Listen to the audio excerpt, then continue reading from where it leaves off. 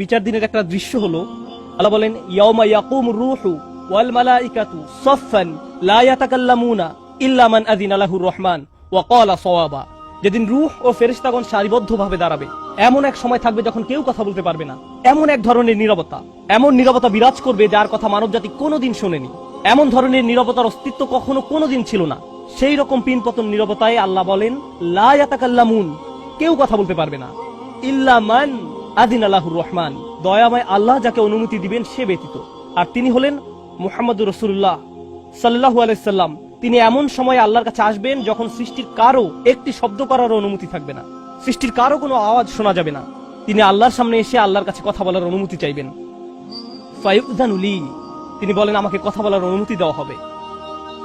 ওয়ায়ুলহিমুনি মাহামিদা আহমাদাহু বিহা লা ইয়াহদুরুনিল আন, সেদিন আল্লাহ আমাকে স্পেশাল একটি দোয়ার মাধ্যমে তার প্রশংসা, তার কৃতজ্ঞতা করা শেখাবেন, যেটি বিচার দিবসে আমাকে দেওয়া হবে, যা এর পূর্বে কাউকে দেওয়া হয়নি, কোনো সৃষ্টিকে দেওয়া হয়নি। এক স্পেশাল ওয়াহি রাসূলুল্লাহ সাল্লাল্লাহু আলাইহি সাল্লামকে দেওয়া হবে বিচার দিবসে, যা কোনো সৃষ্টিকে দেওয়া হয়নি। আর তিনি সেই দিন সে স্পেশাল উপায়ে আল্লাহর প্রশংসা করবেন, লা ইয়াহদুরুনিল আন। আর সেই ওহী এখনো আমার কাছে আসেনি, সেই দোয়া এখনো আমি জানি না। ফা আহমাদাহু বিতিলকাল মাহামিদ, তারপর আমি আল্লাহর দেওয়া সেই স্পেশাল বাক্যগুলোর মাধ্যমে আল্লাহর প্রশংসা করব। ওয়া আখিরু লাহু সাজিদান, আমি সেই বাক্যগুলো উচ্চারণ করার পর আল্লাহর সম্মুখে সিজদায় অবনত হব। কিয়ামতের দিনের দৃশ্যপটে রাসূলুল্লাহ সাল্লাল্লাহু আলাইহি সাল্লাম এমন জায়গায় থাকবেন, এই অবস্থাকে বলা হয় মাকাম মাহমুদা, একটা স্টেশন, অথবা বলতে পারেন এমন একটা স্টেজ যা প্রশংসিত। আর মানবজাতি সেটা প্রত্যক্ষ করবে, আমরা সবাই এটা দেখতে পাবো। আমরা সবাই তখন নিশ্চুপ থাকবো, আর তিনি সিজদায় পড়ে যাবেন। তিনি যখন সিজদায় পড়ে যাবেন তখন আল্লাহ আযজা ওয়া জাল্লা তার সাথে কথা বলবেন। এতক্ষণ তিনি আল্লাহর সাথে কথা বলছিলেন, এখন আল্লাহ আযজা ওয়া জাল্লা তার সাথে কথা বলবেন। তিনি কি বলবেন? ইয়া মুহাম্মদ ইরফা রাসাকা, তিনি বলবেন মুহাম্মদ তোমার মাথা উত্তোলন করো। ওয়াকুল, বলো, ইউসমা আলাকা, তোমার কথা শোনা হবে। শুধু যে আল্লাহ তার কথা শুনবেন তা নয়, বরং বিচার দিনে উপস্থিত সবাই তার কথা শুনতে পাবে। ইউসমা আলাক, তারপর আল্লাহ বলেন ওয়াসাল তুতা, চাও তোমাকে দেওয়া হবে, তুমি যা চাও দেওয়া হবে। কিয়ামতের দিন আল্লাহর একটি সৃষ্টি কেমন পজিশনে থাকলে আমরা সবাই যখন আল্লাহর নিকট ভিক্ষা চাচ্ছি, আতমিম লানা নূরানা ওয়াগফির লানা, হে আমাদের পালনকর্তা, আমাদের নূরকে পূর্ণ করে দিন এবং আমাদেরকে ক্ষমা করুন, এই কথা বলে আমরা আল্লাহ আযজা ওয়া জাল্লার কাছে কাকুতি মিনতি করতে থাকবো। আর এখানে আল্লাহ তার এই সৃষ্টিকে বলছেন তুমি চাও, তুমি যা চাও আমি দিব, সাল তুতা। এই হলো আমাদের রাসূল সাল্লাল্লাহু আলাইহি সাল্লাম। তারপর আল্লাহ বলবেন ওয়াশফা, তুমি যদি কারো পক্ষ থেকে কথা বলতে চাও, তুমি যদি কারো ব্যাপারে সুপারিশ করতে চাও, যাও সুপারিশ করো। তুশাফা, আমি তোমাকে অন্য মানুষদের পক্ষ হয়ে কথা বলার অধিকার দিলাম। তুশাফা, এই গ্যারান্টি আল্লাহ তার রাসূল সাল্লাল্লাহু আলাইহি সাল্লামকে দিয়েছেন। ফাকুলু ইয়া রব, তখন আমি বলবো ইয়া রব উম্মতি উম্মতি, তিনি সর্বসাকুলে এই কথা বলবেন, এটাই তার সম্পূর্ণ বাক্য, আমার উম্মাহ আমার উম্মাহ, আমার মানুষ আমার মানুষ। কিয়ামতের দিন সবাই বলবে নাফসি নাফসি, আমি নিজে আমি নিজে আমি নিজে। আল্লাহর নবীরা যারা মানুষকে আল্লাহর দ্বীনে আনার জন্য দিবারাত্রি পরিশ্রম করে গিয়েছেন, যেমন ইব্রাহিম আলাইহিস সালাম, যার এই দুনিয়ায় থাকাকালীন সময়ে শুধু একটাই উদ্বেগ ছিল মানুষের মুক্তি। বিচারের দিনে তিনি বলবেন না, যাও অন্য কোথাও যাও, যাও মুসার সাথে কথা বলো। মুসা আলাইহিস সালাম, যিনি বনী ইসরাইল নিয়ে চিন্তিত ছিলেন, তিনি বলবেন না, যাও ঈসার সাথে গিয়ে কথা বলো। আর আমাদের রাসূল সাল্লাল্লাহু আলাইহি সাল্লাম বলবেন, প্রসঙ্গত কোরআনে কিয়ামত দিবসের যে ভয়াবহতার কথা বর্ণনা করা হয়েছে তা একবার চিন্তা করে দেখুন। ইয়াউমা তারাউনাহা তাযহালু কুল্লু মুরদিআতিন আম্মা আরদাআত, প্রত্যেক মা যে তার বাচ্চাকে দুধ খাওয়াচ্ছে তার বাচ্চাকে ফেলে দিবে যেন সে কিছুই না। ইয়াফিরুল মারউ মিন আখিহি ওয়া উম্মিহি ওয়া আবিহি, সেদিন মানুষ তার ভাইয়ের কাছ থেকে পালাবে, মায়ের কাছ থেকে পালাবে, বাবার কাছ থেকে পালাবে। ওয়া সাহিবাতিহি ওয়া বানি, তার স্ত্রীর কাছ থেকে পালাবে, ছেলেমেয়ের কাছ থেকে পালাবে। আপনাদের কেউ কেউ হয়তো ইতিমধ্যে স্ত্রীর কাছ থেকে পালিয়ে বেড়ান, তাই আপনাদের কাছে হয়তো এটা অতটা ভীতিপ্রদ নয়। এই আয়াত হয়তো আপনার জন্য ভয়ের নয়, কেউ কেউ ভাবছে অবশেষে। যাই হোক, সমস্ত গুরুত্বের সাথে সেই দিন সবাই কাকে নিয়ে উদ্বিগ্ন থাকবে? নিজেকে নিয়ে। প্রকৃতপক্ষে সেদিন প্রত্যেক ব্যক্তি বলবে ওমান ফিল আরদি জামিআ সুম্মা ইউনজিহ, সবাইকে জাহান্নামে নিয়ে যান এবং বিনিময়ে আমাকে জান্নাতে প্রবেশ করতে দিন। এটাও কোরআনে এসেছে। মানুষ সেদিন এমন মরিয়া হয়ে উঠবে, সেদিন একজন মানুষ আল্লাহর সাথে কথা বলবেন, আর প্রথম যে শব্দগুলো তার মুখ থেকে উচ্চারিত হবে তা হলো উম্মতি উম্মতি। আপনার জন্য আপনার রাসূলের ভালোবাসা এমনই প্রগাঢ় সাল্লাল্লাহু আলাইহি সাল্লাম, আমার উম্মাহ আমার উম্মাহ। যদি আমরা তাকে ভালোবেসে থাকি, তাহলে যেই উম্মতের জন্য আল্লাহ রাসূলের এত ভালোবাসা, সেই উম্মতের জন্য আমাদের অন্তরে কিভাবে এত ঘৃণার বাস হয়? কিভাবে সম্ভব এটা? কিভাবে আমাদের পরস্পরের প্রতি এত ক্রোধ, বিচার, সমালোচনা, বিভক্তি, বিদ্বেষ, অনুমান, অহংকার। আর এই মানুষগুলো দাবি করে তারা রাসূলুল্লাহ সাল্লাল্লাহু আলাইহি ওয়াসাল্লামকে ভালোবাসে। এইসব তুচ্ছ বিষয় ভুলে যেতে এই ভালোবাসা কি যথেষ্ট নয়? আমাদের কোন পার্থক্যগুলো এর চেয়ে বড়? তো যখন রাসূলুল্লাহ সাল্লাল্লাহু আলাইহি ওয়াসাল্লাম বলবেন উম্মতি উম্মতি, আল্লাহ সুবহানাহু ওয়া তাআলা বলবেন ফায়াকুলু ইনতালিক, এগিয়ে যাও, ফাআখরিজ মিনহা মান কানা ফি কলবিহি মিসকালা শাইরাতিন মিন ঈমান, মনোযোগ দিয়ে শুনুন, যাও এখান থেকে বের করে নাও যাদের অন্তরে ঈমান আছে, এমনকি এখানে শারিয়া মানে বার্লি দানা, যা সামান্য একটু লম্বা হয়, যাদের অন্তরে এতটুকু পরিমাণ ঈমানও আছে, যে কোনো ঈমান যদি তাদের অন্তরে থেকে থাকে তাহলে তাদেরকে বের করে নাও। আপনি এগিয়ে যান এবং বের করে নিন। দৃশ্যপটটি কল্পনা করুন, রাসূলুল্লাহ সাল্লাল্লাহু আলাইহি ওয়াসাল্লাম মানুষকে রাখছেন, যাও যাও যাও, তিনি তাদেরকে সরিয়ে নিচ্ছেন। কিছু মানুষকে নিয়ে যাওয়ার পর ফেরেশতারা থামিয়ে দিলেন, কারণ কারো কারো ঈমান এর চেয়েও ছোট। সামান্য পরিমাণ ঈমান বলতে আসলে কি বোঝায়? কেউ একজন হারাম কোনো কাজে যুক্ত ছিল, সে ভয়ানক কিছু একটা করছিল, কাজটা করে ফেলার পর তার মনে অনুশোচনা জাগ্রত হলো, তার ভেতর থেকে কিছু একটা বলছে এটা খারাপ কাজ, আমার এটা করা উচিত নয়, আল্লাহ আমাকে এটা সম্পর্কে জিজ্ঞাসা করবেন। তারপর কোনো একভাবে তার এই চিন্তাটাকে সে দমিয়ে দিল, থাক এখন চিন্তা করার দরকার নেই। কিন্তু পরবর্তীতে সে আল্লাহর কাছে দোয়া করে বলল, ইয়া আল্লাহ, আমি জানি না কিভাবে এই কুঅভ্যাস থেকে বাঁচবো, আমাকে এর থেকে মুক্তি দিন। আমি চাই না এটা আমার জীবনে আর ঘটুক, কিন্তু তবু আমি এটাতে আটকা পড়ে আছি। অতি ক্ষুদ্র ঈমান তার ভেতর থেকে চিৎকার করছে, অন্য কেউ এটা শুনতে পারছে না, তার অন্তর এটা শুনছে। আর আল্লাহ আজ্জা জাল্লা বলছেন, তারা যদি এতটুকু ঈমানও দেখাতে পারে, আপনি এগিয়ে যান, তাদেরকে বের করে নিয়ে আসুন, আপনি তাদেরকে বের করে নিয়ে আসুন। আর তিনি যখন এভাবে মানুষদেরকে বের করে নিয়ে আসবেন, তখন ফেরেশতারা একসময় থামিয়ে দিবেন, কারণ অনেক মানুষের অন্তরে এতটুকু ঈমানও নেই, সামান্য অনুতাপটুকু তাদের অন্তরে ছিল না, তাকে থামিয়ে দিবেন। ফাআনতালিক ফাফআল, আমি গিয়ে এমনই করব, সুম্মা আউদ, তারপর আমি ফিরে আসব। অর্থাৎ ফেরেশতারা থামিয়ে দিবে, আর অন্য মানুষেরা সেখানে কাঁদতে থাকবে, আমাদের কি হবে, আমাদের কি হবে। তারপর রাসূলুল্লাহ সাল্লাল্লাহু আলাইহি ওয়াসাল্লাম ফেরত আসবেন, ফাআহমাদাহু বিতিলকাল মাহামিদ, অতঃপর আমি পুনরায় সেসব প্রশংসা বাক্য দ্বারা আল্লাহর প্রশংসা করব। লক্ষ্য করুন, প্রথমবার তিনি প্রার্থনা করার জন্য অনুমতি চেয়েছিলেন, তাই না? দ্বিতীয়বারের বেলায় অনুমতির কোনো উল্লেখ নেই। লক্ষ্য করেছেন, তিনি আসলে সাথে সাথে আল্লাহর প্রশংসা করা শুরু করবেন। আল্লাহ কি তাকে এমনটি করতে বলেছেন? না, এটা হলো নিজ উম্মতের প্রতি তার অপরিসীম ভালোবাসার বহিঃপ্রকাশ। তিনি আবারও আল্লাহর প্রশংসা করা শুরু করবেন এই আশায় যে আল্লাহ তাকে অটোমেটিক অনুমতি দিবেন। সুম্মা আখিরু লাহু সাজিদান, আর সিজদায় পড়ে যাব। ফায়াকুলু ইয়া মুহাম্মদ, আমাকে বলা হবে, হে মুহাম্মদ, ইরফা রাসাকা, তোমার মাথা উঠাও। কুল ইউসমা আলাকা, বলো তোমার কথা শোনা হবে। ওয়াসাল তুতা, চাও তোমাকে আবার দেওয়া হবে। ওয়াশফা তুশাফা, সুপারিশ করো, সুপারিশ গ্রহণ করা হবে। তোমাকে সুযোগ দেওয়া হবে তাদেরকে বের করে নেওয়ার, তোমাকে তাদের জন্য সুপারিশ করার সুযোগ দেওয়া হবে। ফাআকুলু ইয়া রব উম্মতি উম্মতি, আমি তখন বলবো, হে আমার রব, আমার উম্মত, আমার উম্মত। তিনি তো ইতোমধ্যে অল্প ঈমানের অধিকারীদেরকে বের করে নিয়েছেন। ফায়াকুলু ইনতালিক, এরপর আল্লাহ বলবেন, এগিয়ে যাও। ফাআখরিজ মিনহা মান কানা ফি কলবিহি মিসকালা যাররাতিন আও খারদালাতিন মিন ঈমান, তোমাকে সুযোগ দেওয়া হবে তাদেরকে বের করে নেয়ার, সুপারিশ গ্রহণ করা হবে যাদের অন্তরে এক বিন্দু পরিমাণ ঈমান আছে। বালির দানা নয়, বালির দানা তো এতটুকু লম্বা, বরং বিন্দু পরিমাণ। খারদালা মানে সরিষার দানা, অতি ক্ষুদ্র বিন্দুর মতো। আর যখন আল্লাহ বলছেন এর ওজনের মতো, বর্তমানে আমাদের কাছে ডিজিটাল ওজন মাপার যন্ত্র আছে, আগের দিনে পাল্লা ছিল, তাই আপনি যখন এক মুষ্টি চাল এক পাল্লায় রাখতেন, সেটা হয়তো তেমন একটা ঝুঁকতো না। যদি একটু বেশি করে চাল রাখতেন তখন একটু ঝুঁকতো। এখন ডিজিটাল ওজন মাপার যন্ত্র দিয়ে গ্রাম, কিলোগ্রাম মাপা হয়। এমনকি সামান্য কয়েক দানা রাখলেও যন্ত্রের স্ক্রিনে ভেসে উঠে 0.001 গ্রাম। এখন শুধু একটি চাল রেখে দেখুন বা একটি সরিষার দানা রেখে দেখুন, স্ক্রিনে কিছু ভেসে উঠে কিনা? কিছুই হয় না, কিছুই হয় না। আর আল্লাহ বলছেন, আমি তোমার সুপারিশের কারণে, রাসূলুল্লাহ সাল্লাল্লাহু আলাইহি সাল্লামের দোয়ার কারণে এমন মানুষদেরকেও মুক্তি দিব যাদের ঈমান এমনকি এই দুনিয়ায়ও মাপা যায় না, এই দুনিয়ায়ও মাপা যায় না। প্রসঙ্গত, আপনি যদি একটি দানা খান, বুঝতে পারবেন যে কিছু খেয়েছেন? আপনি এমনকি বুঝতেও পারবেন না। এটা হলো এমন ধরনের ঈমান যার আছে, এটা সে নিজেও ভালোভাবে বুঝতে পারে না। এমনকি তারা নিজেরাও ঠিকমতো বুঝে উঠতে পারে না যে ঈমান আছে, আর অন্যরা কিভাবে বুঝবে? আর কেউ যদি একটি দানা আহার করে, এটা তাদের পুষ্টি সাধনে তেমন কোনো ভূমিকা রাখতে পারে না, এটা শরীরের জন্য যথেষ্ট পরিমাণের খাবার নয়। ঠিক তেমনি যার সরিষার দানা পরিমাণ ঈমান ছিল, সেই ঈমানও একটি ভালো জীবন অতিবাহিত করার জন্য তা যথেষ্ট ছিল না। কিন্তু তাদের অন্তরের কোনো এক জায়গায় একটি ঈমানের বাস ছিল। আল্লাহ বলছেন, তুমি এমন যাদেরকে পাও তাদেরকেও বের করে নিয়ে আসো। ফাআখরিজহু ফাআনতালিক, আমি যাব এবং তাই করব।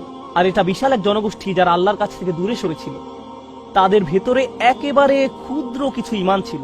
এরপর তো আর কিছু নেই মনে হচ্ছে, ঘটনা শেষ। কিন্তু রাসূলুল্লাহ সাল্লাল্লাহু আলাইহি সাল্লাম এখানেই থেমে যাননি। ফাআহমাদাহু বিতিলকাল মাহামিদ সুম্মা আখিরু লাহু সাজিদান, তিনি এখানেই থেমে যাননি, তিনি আবারও ফিরে যাবেন এবং আমি সেসব প্রশংসা বাক্য দিয়ে আল্লাহর প্রশংসা করব এবং আবারও সিজদায় পড়ে যাব।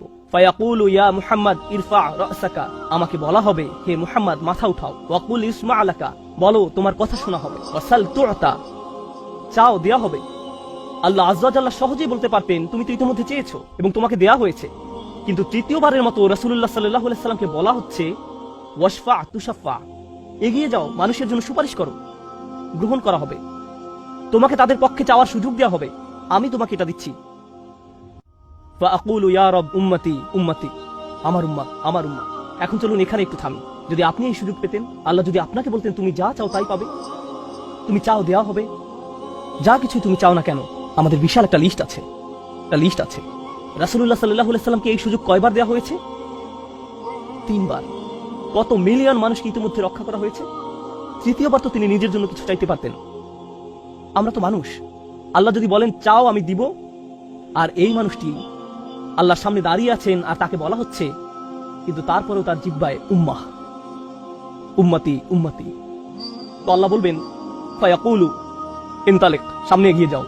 ফাখরিজ মান কানা ফি কলবিহি আদনা আদনা আদনা মিসকাল হাব্বাতিন খারদালিম মিন ঈমান, যাও সামনে এগিয়ে যাও এবং এমন প্রত্যেক ব্যক্তিকে বের করে আনো যার একটি সরিষার অতি ক্ষুদ্র অতি ক্ষুদ্র অতি ক্ষুদ্র অংশ পরিমাণ ঈমান আছে। এত ক্ষুদ্র বিন্দু যাকে আপনারা হয়তো মাইক্রোস্কোপিক বলবেন, যদি তাদের এক অ্যাটম বা এক সাব অ্যাটমিক কণার পরিমাণ ঈমান থাকে, এই পৃথিবীতে যা দেখা শোনা বা উপলব্ধি করা সম্ভব নয়, যদি তাদের গভীর অবচেতন মনের কোথাও কণা পরিমাণ ঈমান থাকে, যদি তাদের ততটুকু ঈমান থাকে, এগিয়ে যাও এবং তাদের বের করে নিয়ে আসো। যদি তাদের অন্তরে এতটুকু ঈমান থাকে, তো আল্লাহ রাসূলুল্লাহ সাল্লাল্লাহু আলাইহি সাল্লামকে বলবেন ফাখরিজহু মিনান নার, তাদেরকে আগুন থেকে বের করে আনো। কথাটা মনোযোগ দিয়ে শুনুন, তাদেরকে কোথা থেকে বের করে আনো? আগুন থেকে। অর্থাৎ কিছু মানুষ ইতোমধ্যে জাহান্নামে পতিত হয়ে গেছে। অনেক মানুষ এই হাদিস পড়ে মনে করে আমরা জাহান্নাম থেকে মুক্তি পেয়ে যাব, আগুন আমাদের স্পর্শ করবে না, কিন্তু হাদিস এই কথা বলছে না। রাসূলুল্লাহ সাল্লাল্লাহু আলাইহি সাল্লাম আল্লাহর কাছে কাকুতি মিনতি করছেন, আর এই দিনটি হবে 50,000 বছর লম্বা। অনেক মানুষের বিচার ইতোমধ্যে হয়ে গেছে। আর আমি আপনাদেরকে সেই আগুন সম্পর্কে শুরুতে বলেছিলাম, আপনি যদি এর বাতাসের স্পর্শ পান 1 সেকেন্ডেরও কম সময়ের জন্য, আপনার মনে হবে এর চেয়ে ভয়ঙ্কর আর কোনো শাস্তি হতে পারে না। আর আল্লাহ রাসূল সাল্লাল্লাহু আলাইহি সাল্লাম সেই মানুষগুলোর জন্য আশা ছেড়ে দেননি, তাদের জন্য হতাশ হয়ে পড়েননি। প্রসঙ্গত তারা মুসলিম, তারা কিন্তু মুসলিম, কারণ রাসূল সাল্লাল্লাহু আলাইহি সাল্লাম কি বলছেন, তার মুখ থেকে কোন কথাগুলো উচ্চারিত হয়েছে? উম্মতি উম্মতি। আগুনের মানুষগুলো মুসলমান, ওই মানুষগুলো অমুসলিম নয়, মুসলিম। তো রাসূল সাল্লাল্লাহু আলাইহি সাল্লাম বলেন ফাআনতালিকু ফাফআল, আমি যাব এবং সেটাই করব। প্রসঙ্গত রাসূলুল্লাহ সাল্লাল্লাহু আলাইহি সাল্লামের এই কথার সাথে হাদিসের সমাপ্তি হলো। আনাস ইবনে মালিক রাদিয়াল্লাহু তাআলা আনহু তার কাছে আসা লোকদেরকে এতটুকু বর্ণনা করলেন। ফাকুলতু লিবাদি আসহাবিনা, হযরত আনাসের কাছে হাদিস শিখতে আসা একজন বলল, আমি আমার কিছু সঙ্গীকে বললাম, লাউ মারারনা বিল হাসান ওয়া হুয়া মুতাওয়ারিন ফি মানজিলি আবি খলিফা, চলো আমরা হাসান বসরির কাছে যাই। আমরা হাদিসটি আনাসের কাছ থেকে শুনেছি, কিন্তু আমরা জানি এই হাদিসটি হাসানও জানেন, চলো আমরা তার কাছে যাই। প্রসঙ্গত আনাস রাদিয়াল্লাহু তাআলা আনহু তখন অনেক বয়স হয়ে গিয়েছিল। এই হাদিসে কতবার রাসূল সাল্লাল্লাহু আলাইহি সাল্লাম আল্লাহর কাছে গেলেন? 3 বার। রাসূলুল্লাহ সাল্লাল্লাহু আলাইহি সাল্লাম ইন্তেকাল করেছেন বহু বছর আগে। আমরা জেনেছি এই হাদিস হাসান বসরিও জানেন, তারা আগে কখনো এই ধরনের কথা শুনেনি। খুবই আশ্চর্যজনক কথা। এজন্য তারা ব্যাপারটা যাচাই করতে চাচ্ছিলেন যে দেখা যাক হাসান বসরিও একই হাদিস বর্ণনা করেন কিনা। তারা শুনেছে হাসান বসরি বাস করেন আবু খলিফার বাড়ির পেছনের একটি ঘরে, তাই তারা হাসান বসরিকে খুঁজতে লাগলো। তারা তাকে খুঁজে পেলেন। হাদাসানা আনাস ইবনে মালিক ফাআতাইনাহু ফাসাল্লামনা আলাইহি, তো আমরা তার কাছে এলাম এবং তাকে সালাম দিলাম। ফাআদিনা লানা, তিনি আমাদেরকে প্রবেশের অনুমতি দিলেন। ফাকুলনা লাহু ইয়া আবা সাঈদ, আমরা তাকে বললাম হে সাঈদের পিতা, জিনাকা মিন ইনদি আখিকা আনাস ইবনে মালিক, আমরা আপনারই ভাই আনাস ইবনে মালিকের নিকট হতে আপনার কাছে আসলাম। ফালাম নারা মিসলা মা হাদাসানা ফি শাফাআত, শাফাআত বিষয়ে তিনি যেমন বর্ণনা দিয়েছেন তেমনটা বর্ণনা করতে আমরা আর কাউকে দেখিনি। ফাকালা হি, তিনি বললেন হ্যাঁ তোমরা তো জানো। ফাহাদাসনাহু বিল হাদিস, আমার কাছে সেটি বর্ণনা করো, দেখি তোমরা আনাসের কাছ থেকে কি শুনেছো। তো তারা তার নিকট সম্পূর্ণ হাদিসটি বর্ণনা করে শোনালেন। ফাআনতাহা ইলা হাযাল মাওদি', আমরা এই পর্যন্ত অর্থাৎ 3 বার রাসূল সাল্লাল্লাহু আলাইহি সাল্লামের সুপারিশের কথা বলে শেষ করলাম। ফাকালা হি, তিনি বললেন আরো বর্ণনা করো। ফাকুলনা লাম ইয়াজিদ লানা আলা হাযা, আমরা বললাম তিনি তো এর অধিক আমাদের কাছে বর্ণনা করেননি, আমাদেরকে এতটুকুই বলেছেন। এখন হাসান কথা বলছেন, লাকাদ হাদাসানি ওয়া হুয়া জামিউ মুনযু 20 সানাতান, তিনি অর্থাৎ আনাস আমার কাছে এই হাদিস বর্ণনা করেছেন যখন তিনি তখন যুবক ছিলেন, 20 বছর আগে। কত বছর আগে? 20 বছর আগে। আমি নিশ্চিত না তিনি কি বাকিটুকু ভুলে গেলেন, নাকি তিনি তোমাদেরকে বাকিটুকু বলেননি, কারণ তাহলে তোমরা অলস হয়ে পড়বে। ফালা আদরি আনাসি আম কারিহা আন তাত্তাকিলু, তিনি এরপর বললেন এই হাদিসের চতুর্থ একটি অংশ আছে, আর আমি নিশ্চিত নই তোমাদের বলা উচিত কিনা। কারণ তার এখন বয়স বেশি হয়েছে, তার স্মরণশক্তি ওইভাবে কাজ করছে না। কিন্তু আমার সন্দেহ তিনি তোমাদের বলেননি, কারণ তোমরা এতে অলস হয়ে পড়বে। তারা বলল, ইয়া আবা সাঈদ হাদ্দাসানা, কিন্তু আপনি কি আমাদেরকে এটা বলতে পারেন? আমরা আসলে জানতে চাই। ফাদাহিকা, তিনি হাসতে শুরু করলেন। ফাকালা খুলিকাল ইনসানু আজুলা, তিনি কোরআনের একটি আয়াত উল্লেখ করে বললেন, মানুষকে সৃষ্টি করা হয়েছে তাড়াহুড়া প্রবণ করে। মা যাকারতুহু ইল্লা ওয়া আনা আদরি আন উহাদ্দিসুকুম হাদ্দাসানি কামা হাদ্দাসাকুম বিহি, আমি তো বর্ণনার উদ্দেশ্যেই তোমাদের কাছে বিষয়টি উল্লেখ করলাম। তিনি তাদেরকে উৎসুক করে তুলেছিলেন, আমি তোমাদেরকে বলবো তিনি তোমাদের নিকট যা বলেছেন তা সত্য। হাসান আরো বলেন, রাসূলুল্লাহ সাল্লাল্লাহু আলাইহি ওয়াসাল্লাম বলেন, এরপর আমি চতুর্থবারের মতো ফিরে আসবো। ফা আহমাদাহু বিতিলকাল মাহামিদ, এবং সেসব প্রশংসা বাক্য দিয়ে আল্লাহর প্রশংসা করব, যে বাক্যগুলো আল্লাহ আমাকে দিয়েছেন, যা অন্য কোন সৃষ্টিকে এর পূর্বে দেওয়া হয়নি, এবং সিজদায় পড়ে যাব। সুম্মা আখিরু লাহু সাজিদান, তখন বলা হবে, ফায়ুকালু ইয়া মুহাম্মদ ইরফা রাসাকা, হে মুহাম্মদ মাথা উঠাও। ওয়াকুল ইউসমা, বলো তোমার কথা শোনা হবে। ওয়াসাল তুআতা, চাও দেয়া হবে। ওয়াশফা তুশাফা, শাফায়াত করো গ্রহণ করা হবে। এই সময়ে এসে এতটুকুর চেয়ে ছোট ঈমানও আর অবশিষ্ট নেই। সকল সম্ভাব্য ঈমানওয়ালাদের মুক্তি হয়ে গেছে। আদনা আদনা আদনা মিসকাল হাব্বা, সবাই মুক্তি পেয়ে গেছে। ফাআকুলু ইয়া রব ইযান লি ফি মান ক্বালা লা ইলাহা ইল্লাল্লাহ। এখন রাসূলুল্লাহ সাল্লাল্লাহু আলাইহি ওয়াসাল্লাম বলেননি উম্মতি, এইবার তিনি উম্মতি বলেননি, তিনি বলছেন, হে আমার প্রতিপালক, আমাদেরকে তাদের সম্পর্কে শাফায়াত করার অনুমতি দান করুন যারা বলেছে লা ইলাহা ইল্লাল্লাহ। যে এমনকি এই কথা বলেছে, আচ্ছা ঠিক আছে, আমার মনে হয় একজন সৃষ্টিকর্তা আছেন। একটি কলেজ ক্যাম্পাসে হয়তো একদল ছাত্র মুসলিম ছাত্রদের সাথে আলোচনা করছে। তখন একজন বলল, আচ্ছা ঠিক আছে, দার্শনিক দৃষ্টিকোণ থেকে মেনে নিলাম একজন ঈশ্বর রয়েছেন। ঠিক আছে, আমি মানলাম যে একজন ঈশ্বর আছেন। আমি বলছি না যে আমি মুসলিম। যদি উপাসনা করতেই হয় তাহলে শুধু এক ঈশ্বরের উপাসনা করতে হবে। তাদের অন্তরে কোনো অনুভূতি নেই, তারা কারো ইবাদত করছে না, তারা শুধু এই উপসংহারে পৌঁছেছে। প্রসঙ্গত এই ধরনের একটা সাদৃশ্য পাওয়া যায় সূরা হুজরাতের একটা আলোচনায়। আল্লাহ বলছেন, ফাকালাতিল আরাবু আমান্না কুল লাম তুমিনু ওয়ালাকিন কুলু আসলামনা, বেদুইনরা বলে আমরা ঈমান এনেছি। বলো তোমরা ঈমান আনোনি, বরং তোমরা বলো আমরা আনুগত্য স্বীকার করেছি। তোমরা শুধু ইসলামের প্রাথমিক ধারণা গ্রহণ করেছো। ধারণা থাকে এখানে, আর ঈমান কোথায় থাকে? যাদের অন্তরে কিছু ঈমান ছিল তাদের ইতোমধ্যে নেওয়া হয়ে গেছে। এখন যাদের মাথায় কিছু ধারণা ছিল যে একজন রব আছেন, তারা কোনোদিন ধর্ম প্র্যাকটিস করেনি, তারা ধর্মীয় কোনো কাজই করেনি, তারা শুধু এই ধারণা মেনে নিয়েছিল যে শুধু একজন প্রভুর উপাসনা করতে হবে। রাসূলুল্লাহ সাল্লাল্লাহু আলাইহি ওয়াসাল্লাম বলছেন, যে কেউ এই সিদ্ধান্তে আসবে যে কেউ বলবে লা ইলাহা ইল্লাল্লাহ, তার জন্য শাফায়াত করার অনুমতি দান করুন। আল্লাহ বলবেন, ফায়াকুলু ওয়া ইজ্জাতি ওয়া জালালি ওয়া কিবরিয়াই ওয়া আযীমাতি, আল্লাহ বলবেন, আমি আমার কর্তৃত্বের শপথ করছি, আমি আমার স্বীয় গৌরবের শপথ করছি, আমি আমার বরত্বের শপথ করছি, আমি আমার মহত্বের শপথ করছি, লা উখরিজান্না মিনহা মান ক্বালা লা ইলাহা ইল্লাল্লাহ, আমি স্বয়ং অবশ্যই তাদের সবাইকে জাহান্নাম থেকে বের করব যারা বলেছে লা ইলাহা ইল্লাল্লাহ, তোমার এই সুপারিশের কারণে। সাল্লাল্লাহু আলাইহি সাল্লাম।